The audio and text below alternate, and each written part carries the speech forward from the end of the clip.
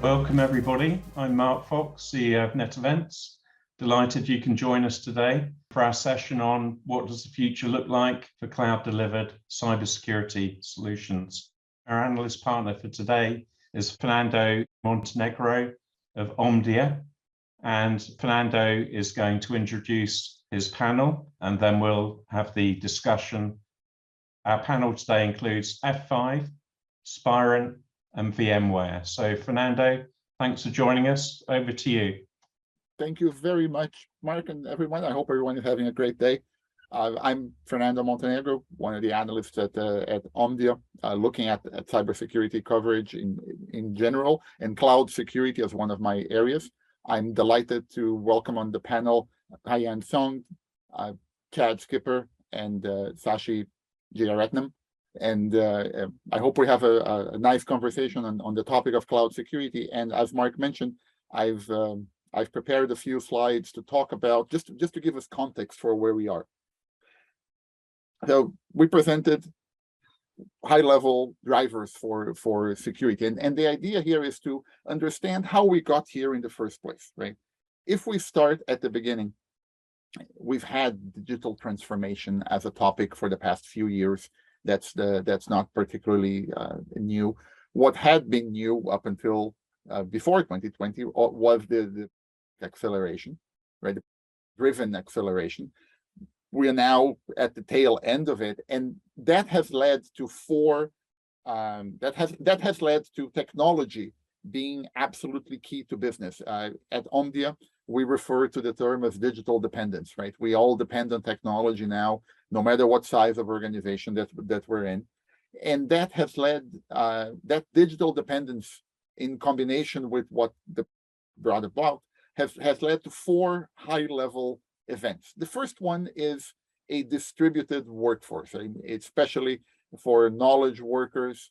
Many of us have moved to work from home, moved to work from different locations, and that has brought about significant change in security architecture, has brought about significant change in security patterns, right? And again, keeps bringing that dependency, right? Now, all of a sudden, you don't depend, you have to rely on that some of your workforce is not under your control for basic things like network transport, for example.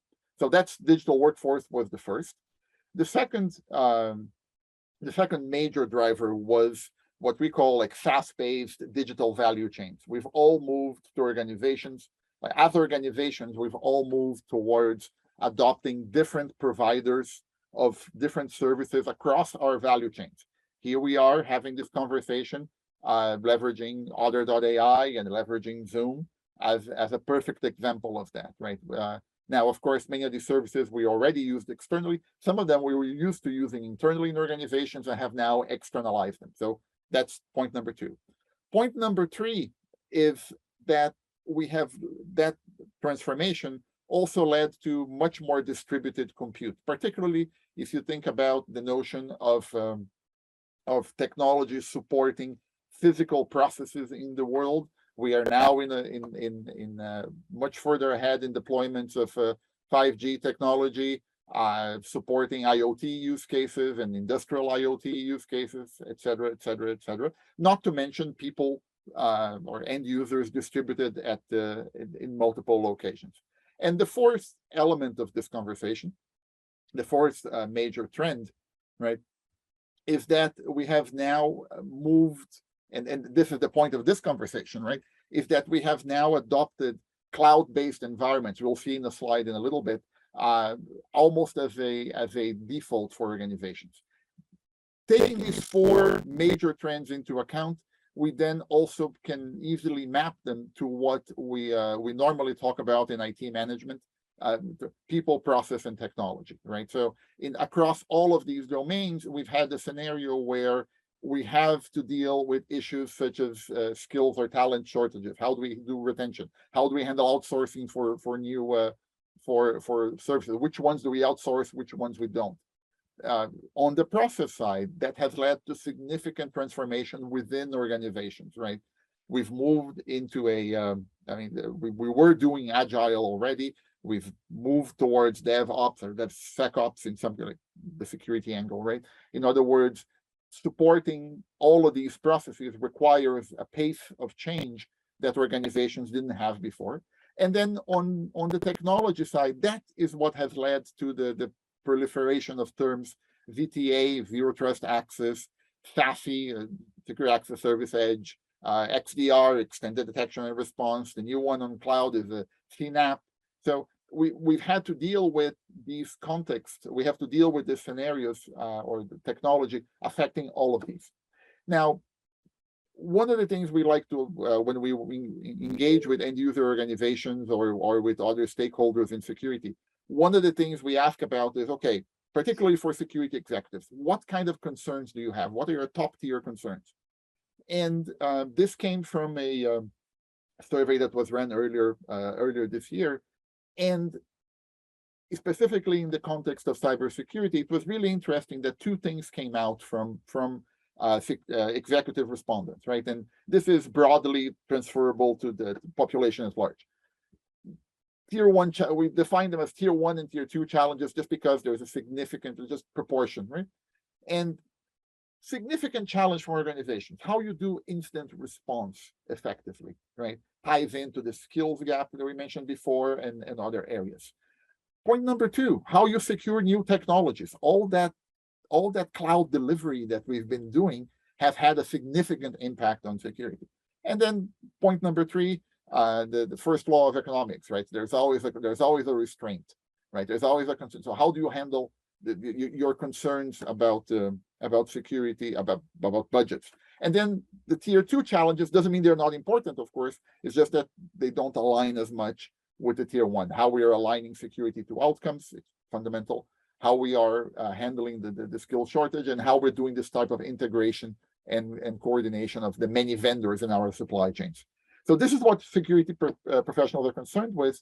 Then we ask them specifically, okay, what kind of, at the higher level, what kind of concerns is that bringing to you in terms of what is it more difficult for you right now?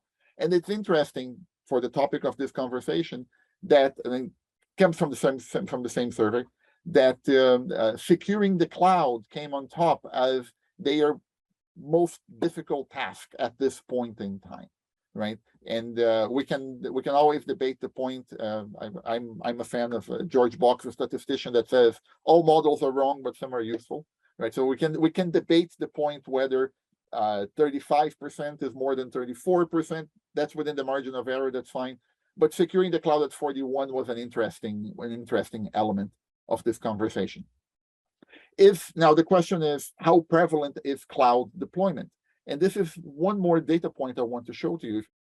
This came from a survey that was done late last year in combination by Omdia's sister company in Dark Reading, right? So this was a part which we're all part of Informatech. And this was an interesting survey about cloud workloads.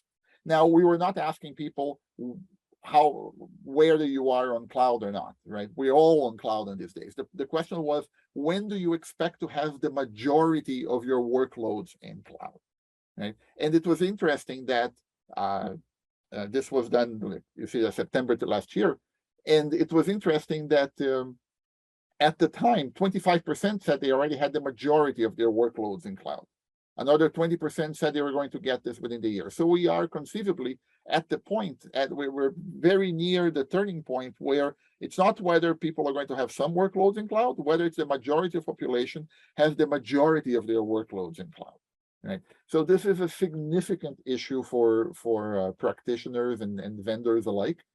And it leads us to focus specifically on cloud security. The final data point I want to share with you, what are their concerns around cloud security? And it was really interesting, just at a high level, people indicated 41% the cost of cloud, 34% security functionality, right? 32% responding to incidents. That's interesting data on its own right, but we went one step further and we segmented the population into two groups, trying to correspond to how far along they were on their cloud journey. The first group is the group that hasn't yet deployed CSPM tooling. We use CSPM tooling as a proxy for adoption, right? And interestingly, in that group, two things call out. First, 43% of them talk about the high cost of security tools, right? Notably, 33% at the bottom say that cloud permissions are a problem for them, for example. But they say data in the cloud is a problem for only 21% of them. Now, the flip side of that group, the next group, which are the people who have deployed cloud at scale, right? And for that group, it's really interesting. Well, on one hand, they are concerned about data security grows significantly. Their concerns about responding to incidents grows a lot. Their concerns about compliance, their concerns about permissions diminish a little bit. So I thought it was really interesting as a tidbit for our conversation, which we're about to have, the notion of lots of people moving on to the cloud, and the experience of being there makes a difference into how you look at the world differently. And if there is one thing that the panelists here can bring, is the experience that they've done with their organizations in helping their own organizations and their customers secure the cloud. So I think that at this point, I'd like to bring in our participants. And so if I can have just a very brief introduction, we'll go in slide order. So Haiyan, it's a pleasure to speak with you again. Would you mind giving a quick introduction, please?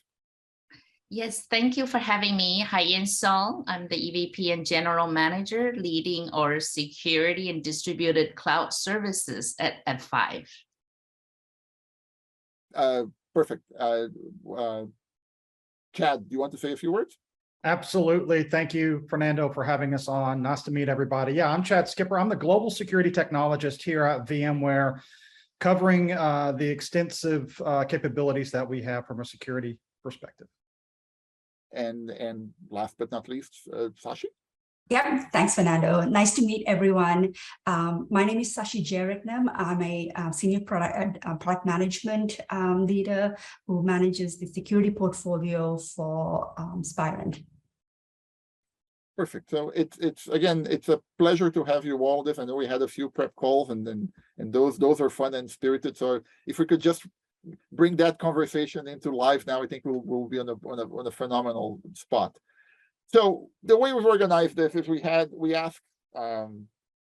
three topics around cloud. This is just to get us started on the conversation. And the way we structure this is topic number one is about current state, or how we're seeing people considering cloud adoption, what lessons we can give them. And as it says here, what we see as kind of best cases for cloud security. The topics there are the list there is just for just to stimulate the conversation. So I'll get started with this. So Chad, I think by the luck of the draw we did before, you get to start on the conversation. What do you see as use cases for cloud delivered security? What works well? What has evolved well? What do you see the benefits for organizations? Yeah, let's start this conversation by looking at breaking it down, right? Because there's lots of opportunities for cloud delivered security. So let's break it down to two functions, right? There is what we consider our traditional applications, those that are doing virtual machines, those that are doing workloads, the traditional virtualized capabilities that we have always had prior to this digital transformation. And now they want to take those workloads, those VDIs as an example, those VMs, and they want to deliver that off-premise in the cloud as a cloud delivered security. Now that is one core piece of a solution. I'll throw in a second one now that we've had this digital transformation is what we would consider modern applications, right? So modern applications are more of the container base, the Kubernetes, right? The ability to have your cloud applications delivered as a service, and that's a different delivery model because those are running, containers, thousands, hundreds of thousands in some aspects of itty bitty microservices within that cloud infrastructure. So if you take a look at those two, we separate them. That's where we're beginning to see that delineation. And I would argue that, from that digital transformation, that the security is somewhat the same in each the traditional and the modern application, but the insertion mechanism is different, right? So from a traditional type, VM to VM, VM to workload, those types of things, you're still going to need visibility, right, into what I considered every packet and every process. And that is the instantiation within, possibly within the hypervisor itself, having that visibility there, right? And these will continue to be, debated on whether I want to deliver them on premise or do I want to have a private cloud. But we see more and more of this going out to the public cloud. And then from a modern application, we're talking APIs, right? We're talking the ability to discern, what those threat actors, as an example, are doing relative once they get inside, once they breach. And I would also argue that now, in the past, from a traditional standpoint, we've had this, it's been a perimeter battle, right? Everything outside of your perimeter was considered bad, and everything inside your perimeter was considered good. But that's no longer the case. And so we need to have that visibility, whether it's in the modern applications, right, or the traditional applications, to really understand what those threat actors are doing. Now, I'll leave it with this as my other colleagues come in, but from cloud delivery capabilities here, the excellence here is what our customers want. They want scale out software design, the ability to scale that out and immediately take their offerings to market. But with that scale out design, they also want the same type of excellence that they have come to realize in managing and operating my on-premise infrastructure. They want that same type of delivery and understanding the threats and detection of those threats within your multi-cloud environment. And then they want innovation in those connectivity solutions, right? The ability to connect their users, with their common applications. And then ultra reliable, mission critical software. And the key is what I'm hearing for customers is we need visibility. We've had visibility in the past on-premise, right? We can get that visibility, but when it comes into the cloud, especially IaaS and PaaS, they're asking for visibility, and visibility is critical in order to understand those threat actors inside of that organization. So when I talk visibility, they're asking for visibility across across every packet and every process. So we have a challenge there to provide that with our customers. So I'll leave it there on closing. We'll talk about traditional applications versus modern applications and how you want to take that to market. I think that's a phenomenal point. We've all been at the stage where we have this multi-cloud / hybrid world. So Haiyan, Sashi, let's jump into this. Yeah, I'm happy to. I think the classic applications, modern applications at F5, we deal with them every day, right? So 100% in agreement that people looking for consistency, they're looking for reapplying the policies and knowledge and best practices. So that's very important to make sure there is that connectivity. There is a consistency bridge between the world that we live in, the world we're going to. Maybe one thing, I think one of your sort of prompt was, what are the best use cases that you can use cloud delivery? I would say there's two natures that I really think cloud brings to the world that the on-prem don't. One is, you can actually deliver the security where your user is. So the distributed nature of it. And when you think about, federated identity, I think that's one of the good use cases. You no longer have to go back to your own central identity and access management, and it can be delivered in a much better way and faster way, more flexible. The other nature of cloud delivery security, I would say, has something to do with you have the ability to correlate, aggregate, and get insights from a cloud connected world. I call them the networked intelligence, because we offer things in a SaaS manner, because, for example, what we do, bot detection, we're able to see the trend, we're able to see what's coming and what new things it's sort of happening in the network, and applying the detection and things for the rest of the company. I think that's one of the crown jewels of cloud-based, cloud-delivered security, is having that network effect and having that insights that once analyzed, many can benefit from.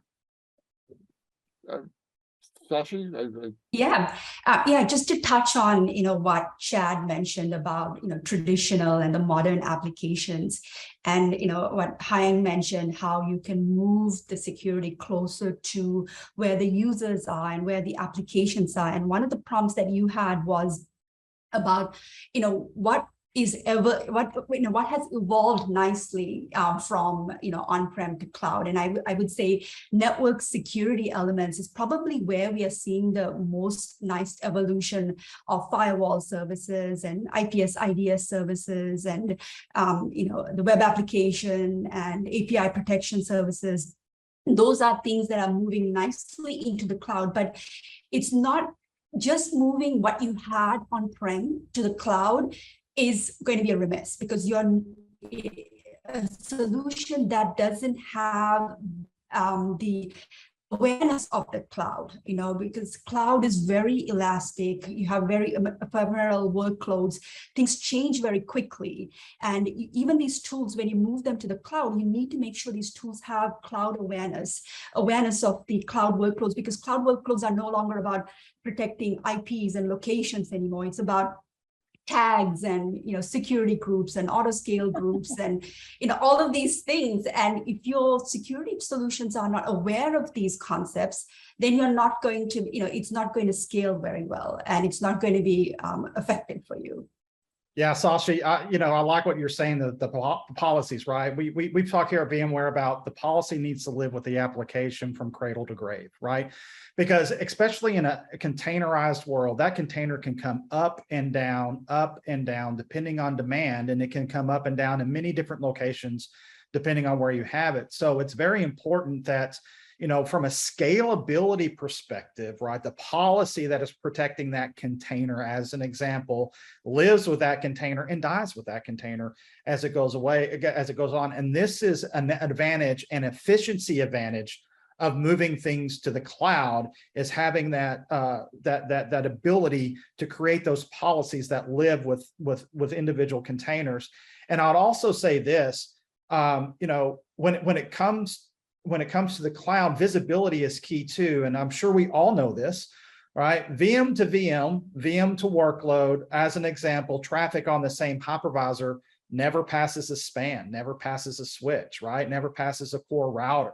So the question then becomes, you got to ask yourself, once I move to the cloud, that getting visibility is a different insertion mechanism. You can get it, but it's a different insertion mechanism, because when 85%, and we've, I'm sure you have some things, Haiyan, at F5, right, on how much traffic is actually internal, and we can talk about percentages, but when the vast majority of that traffic is internal, the question then becomes is, if it's internal and it's never passing that network capability, you got to start thinking, how do I get access to that so that I can begin to understand fully what my users are doing, and then detect the anomalies in which those threat actors are performing inside of there. That's so true. Maybe I'll just, we use the word north-west traffic, north-south, north, north-south, right? East-west. So the traditional is always the north-south, and what you're talking about internal, we're referring to east-west. And I think when you talk about API security, and a lot of those are in microservices, it doesn't go even outside a container, right? So the granularity of how you instrument your applications and those services, a little bit of background, I came from Splunk, so I have a strong bias towards, how do you really collect all the data. And the ephemeral world of the cloud you talked about goes up and down. you really have to develop that instrumentation of all the things you need to protect, and to even start collecting the signal and not let the signal sort of somehow disappear when the container goes away. It's a totally different mindset. And so Sashi, I so agree with you. You cannot just take traditional security and say, hey, I'm just gonna transpose it. It's a new way of thinking, but there's a lot of good sort of practice and principles. I would say, yeah, you should add security in a very usable way. Otherwise, it's too complex for people to use, right? For us at F5, the web application API protection is the area we're trying to continue to simplify. Yeah, you said signals, absolutely right. The signals, they're still threat adversaries are given signals all the time. They're different in the modern applications. Not so much in traditional apps. They're still doing the exploits, they're still doing the phishing, those types of things. But in the modern applications, those signals are different. Now, getting access to those signals and detecting those signals, I would argue, is the same type of technology, anomaly detection, those types of things, machine learning, those areas, but it's a different insertion level. Absolutely. Yep. I'll just probe a little bit on. You talked about, you all talked about. I agree with the comment on the Sashi, your point about the application being aware, or the. In your experience, what do you think works best, or how does it reflect upon the end user organization to structure themselves to be able to leverage this in the first place? I'll just mention very briefly, having a conversation, not now, a few years ago, with a financial services security executive. They were nearly in tears because they said that we have this brand new cloud factory where we could deliver artifacts like deploy to production every hour, et cetera, et cetera, et cetera. But CAB only met once a month. Like the change advisory only met once a month, and they still have to go everything through CAB. So what was the point?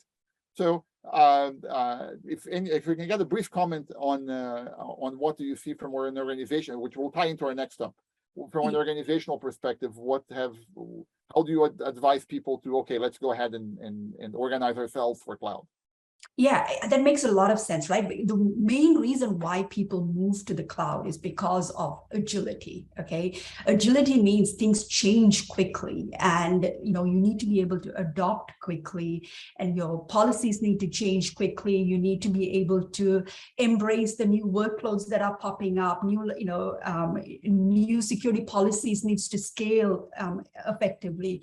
So you're absolutely right. Like the idea of security groups and networking groups and developers and having these siloed organizations, it's going to be very, very difficult to be agile in that kind of an environment. So I think there needs to be very tight collaboration. There might be some friction, between the groups, but I think that's a healthy friction. But the whole, even CISOs now have a goal of making sure business effectivity and business continuity is a key requirement for them. They're not just about, they don't want to be seen as, roadblocks that they put in front of innovation, right? You don't want security to be that roadblock anymore. So close collaboration with healthy friction is how, organizations need to evolve. Perfect. I love it. It's a good segue then. If we can go into our next topic, right, is okay. We've decided that we've arrived at the point that we are going to do this. We kind of know what we need from a technology perspective in terms of capabilities. We wanted to be aware of the cloud and to be supporting tags and security groups and on and on and on. In your experiences, when you've worked, again, either inside your organizations or with external organizations, what have you seen as in terms of best practice? And I know that the term best practice is very loaded, granted, right? But what have you seen in terms of recommended practices for an organization as they are going down that path, right? So either they are converting a capability to adopt the support cloud, or they have been, or they're ready to do it. They just need to move on. And I'll add the flip side of that. I mean, what have been, let's say, learning moments, right? That where things may not have worked. Yes, names can be withheld, right? But what have you seen in terms of like learning moments where things did not work as expected, that potentially we could have gone, we can learn from, right? Best type of learning. And so in that case, best practices for making that move into cloud. Sashi, I'll start with you if you don't mind.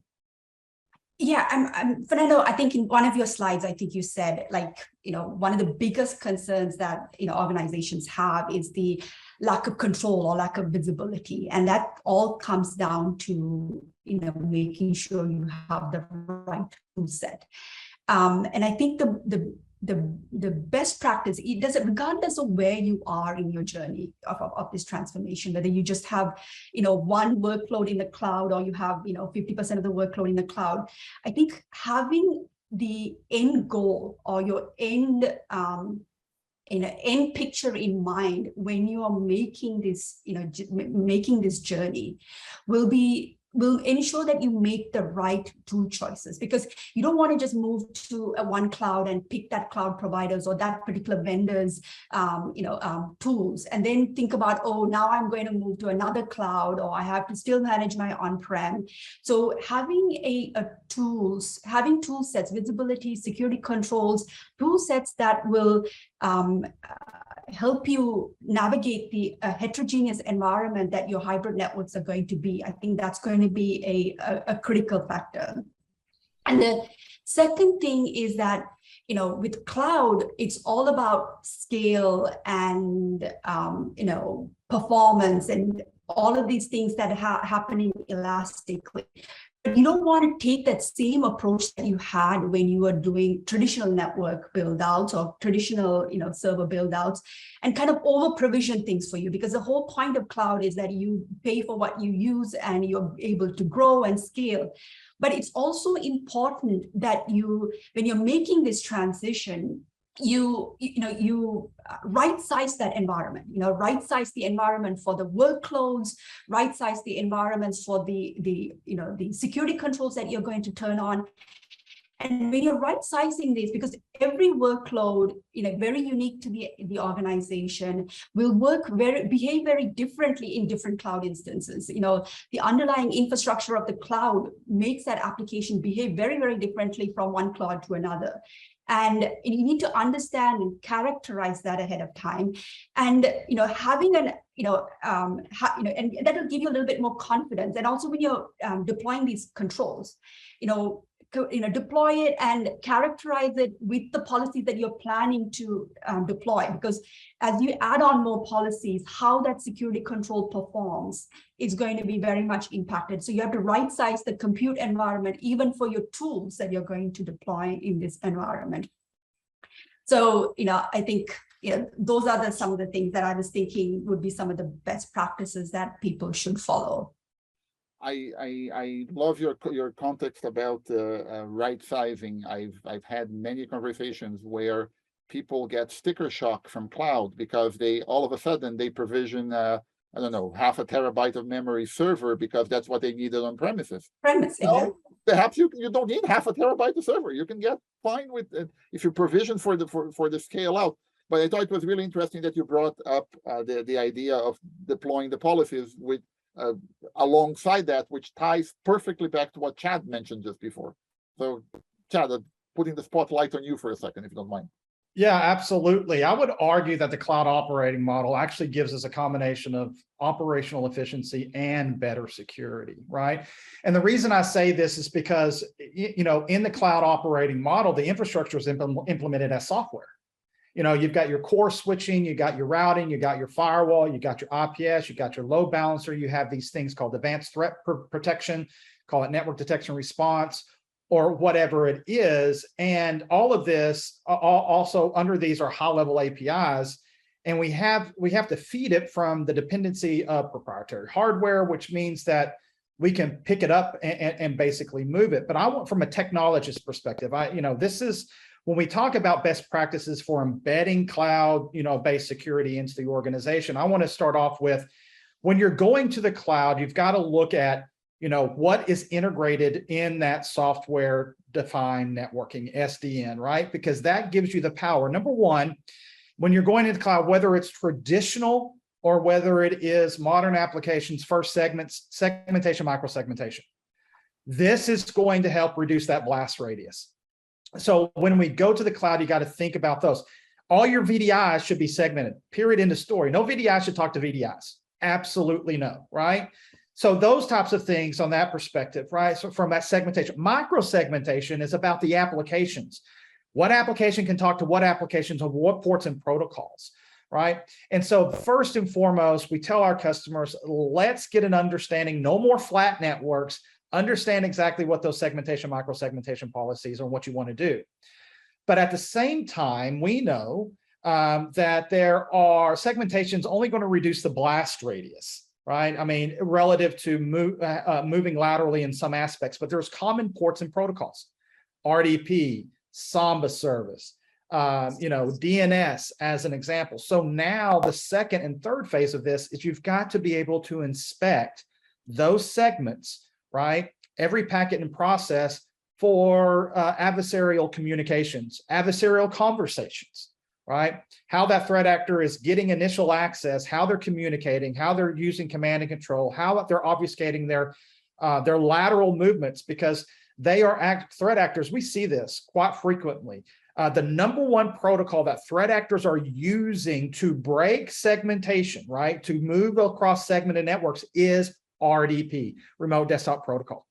Right. So from that perspective, segmentation is key, but also visibility into what's going on, cross segmentations with those open applications, right? Those protocols is also key as well. So you're looking at inspection from intrusion detection prevention systems to network traffic analysis, as well as all the way down to the endpoint itself from, let's call it an endpoint detection response or some of those flavors there. So those are some of the best practices that we talk to our customers about is segment, microsegment, then begin inspecting on those segments for malicious activities and anomalous lateral movement capabilities. Because like we said earlier, most of that traffic inside of your multi-cloud is all internal, and threat actors want to get access and they want to live within your organization as long as they can, right? Moving room to room as like being inside, it's one thing for a threat actor to break into your house and steal your tax returns, right? That's awful. But if a threat actor breaks into your house and lives there for 9 months, moving room to room without you realizing it, that is significant, right? And so you want to have that visibility there. And those are the three areas that I speak to. Okay, perfect. Haiyan, do you want to chime in? That's a lot. Maybe I'll just take a different angle. I think, you talked about in your presentation, Fernando, and how one of the challenges is the integration and the third party, sort of supply chain value, right? I think in the cloud, all of those becoming more opaque as to, you're using a vendor and that vendor uses another vendor.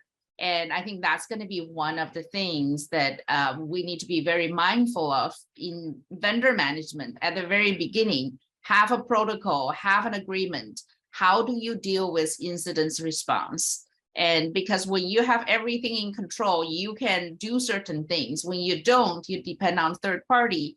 And you really need to have those agreements and then protocol and even drills done ahead of time, especially for your very business critical applications. I'll use an example of Log4j. You may still remember it's less than a year ago, but it's just one of the biggest cybersecurity events. And in order to really work through that, one, you need to understand and have that agreement and protocol with your vendors. The other thing I would certainly advocate is always good to have multi-layer defense, right? We work with some customers that when you don't, I think, Sashi talked about, well, the CI/CD process, the agile process is quick, but trying to revamp your applications does not take seconds, usually takes, days to go through the testing, but you cannot really keep it open for the vulnerabilities to be exploited for days. So having something like the first layer of defense, like a web application firewall, would at least give you a sense of, okay, I'm removing those threads while I have time to go and revamp my application to take care of the vulnerability. So I think that's just one of the examples of having the understanding of your digital supply chain, have an agreement and working protocol with them, but in the meantime, make sure you have multi-tiered defense in play. And nothing is perfect, but you got to really have all of those things as best practices when you venture into the cloud-based security. I love that you brought up supply chain. We've been talking about, it's been driven initially by attacks in December of 2020. We had Sunburst and whatnot. Then we had Log4j. We've certainly seen an interest in supply chain. I like that it ties into the conversation that I have often with people around how do you build your teams so that you can even generate a supply chain. Someone mentioned the other day that sometimes maybe having a software bill of materials, which is an element of that conversation, is important and can be consumed. Some people are saying that it's even better that even the fact that you can generate a bill of materials is a good start for how you measure your programs. So these are perfect. I really enjoy the conversation. I just want to bring out that I'm taking notes. This is we've mentioned microsegmentation twice now. I think that it speaks to the nature of how important it is to contain that blast radius, like Chad alluded to. It's an area I've worked on personally in the past, so it was really interesting.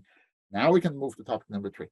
So, okay, for context, right? We've looked at what the potential for cloud-delivered security is.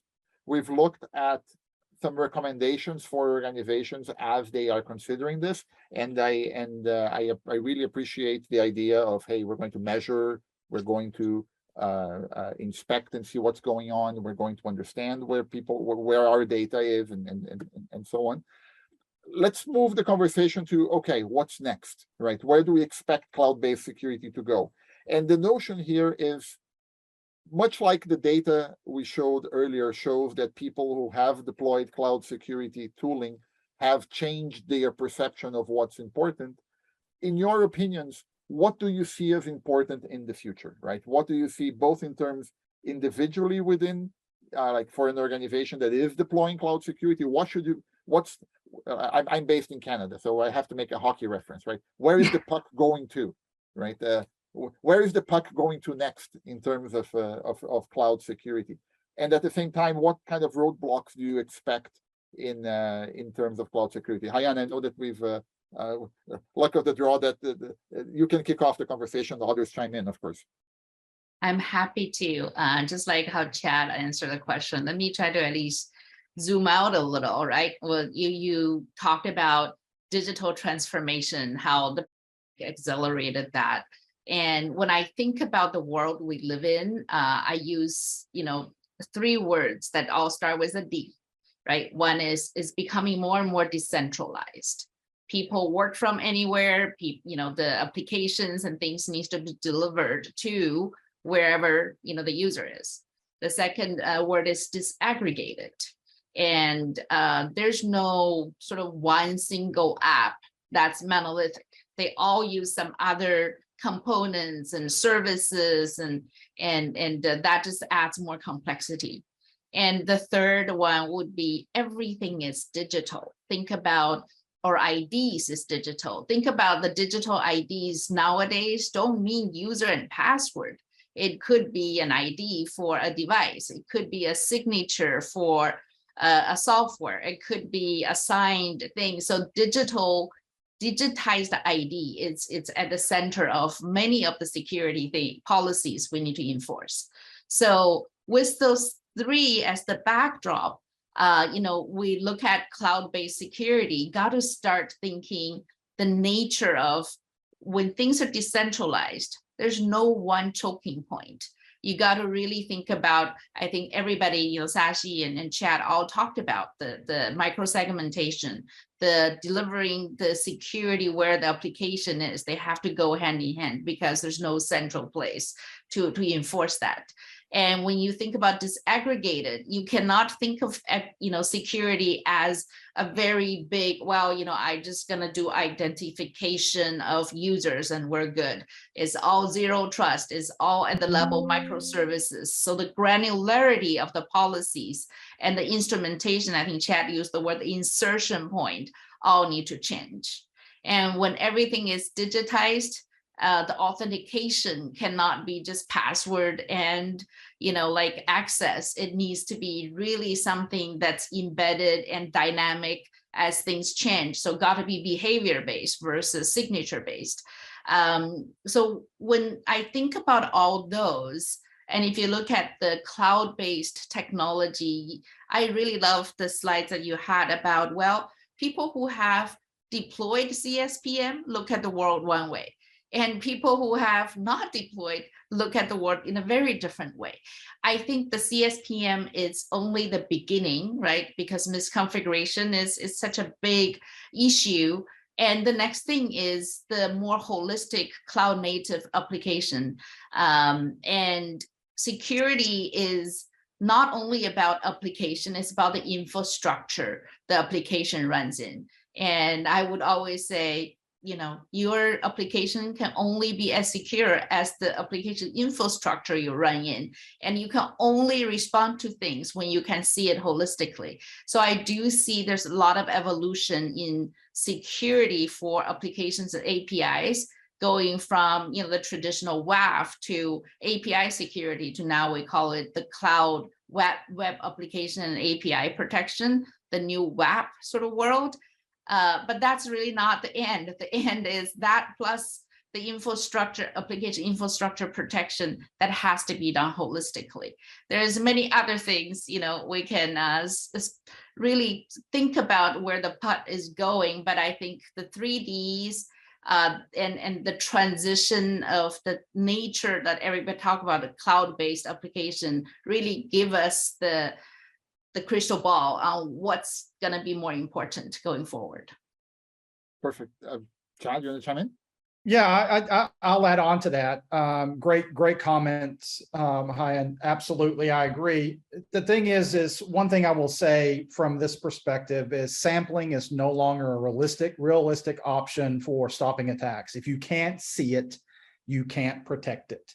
Right. And so visibility is key, all the packets, all the process. And I know everybody on this phone is like, how do you get all packets in process, right? Especially in a multi-cloud world. But that's the beauty of it, since it's a virtualized network, virtualized aspect. The future is going to what we see as DPUs, data processing units. We've heard of GPUs, we've heard of CPUs, but DPUs are also called smart NICs. The challenge that we've had in cloud operating model is when we add security, we're consuming the CPU and memory of the application in which you want to give out to your customer, right?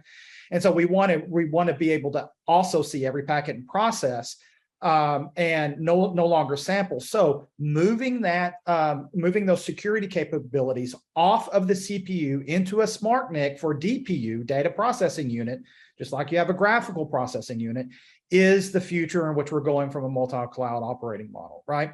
So given that, if we can offload that and have a dedicated VNIC as an example, right, that's going to give us more processing power, offload that processing power, and then naturally, given that, on the hypervisor itself, multiple hops, those types of things, visibility into that east-west traffic where it never gets across a route or a switch is that future of where things are going.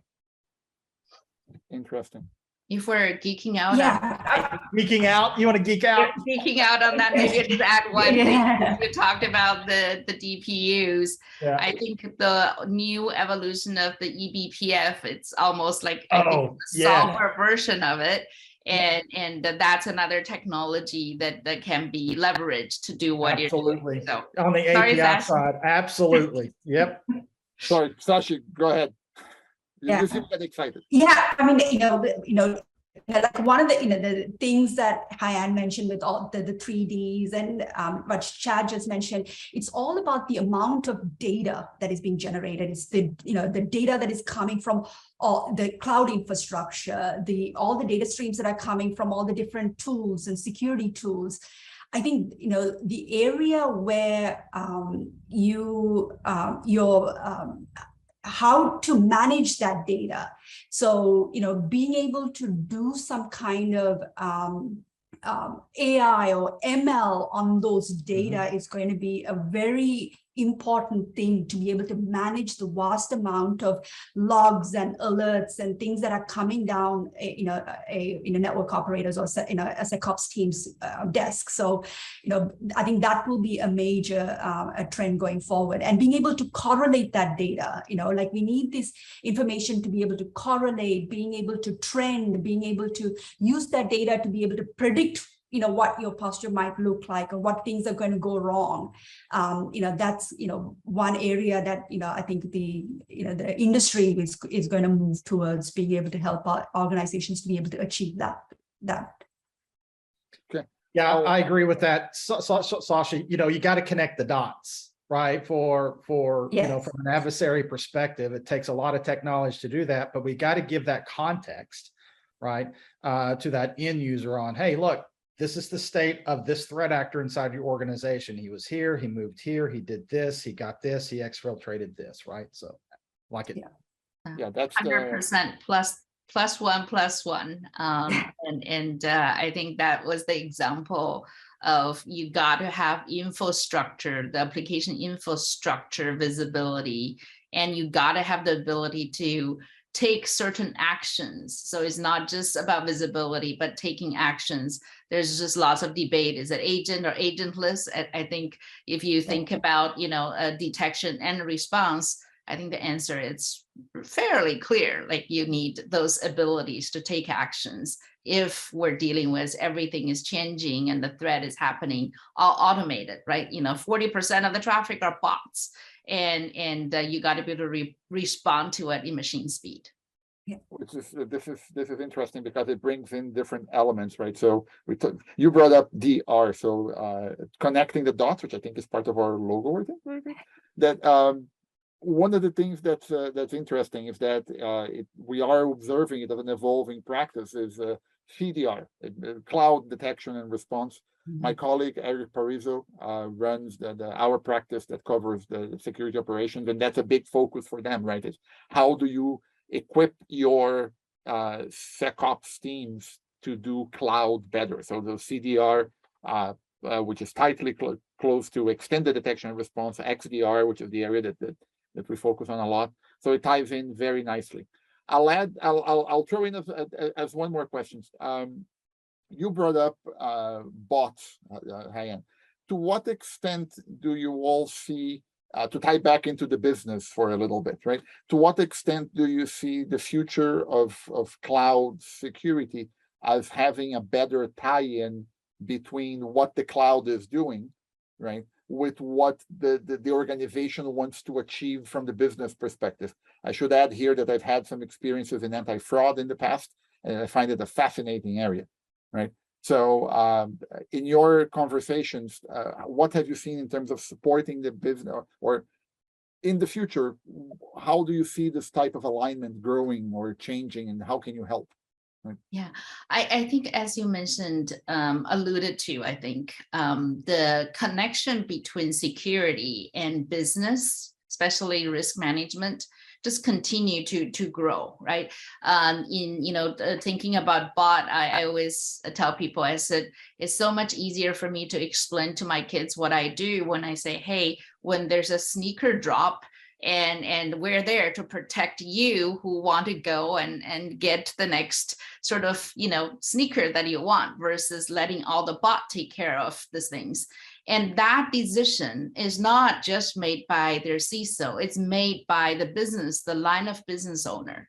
And we are able to do that better and better because now we have a series of, manufacturers and retailers who are protecting those. We have an understanding of how those, sneaker bots work, and we can apply those type of protections in real time. We can apply, learnings from one to another. So I think, again, right, that's the beauty of having a cloud service that you have a lot of intelligence. To Sashi's point is, you have data, you have the intelligence, and you're able to apply AI, and hopefully more and more we can try to get ahead versus reacting to things.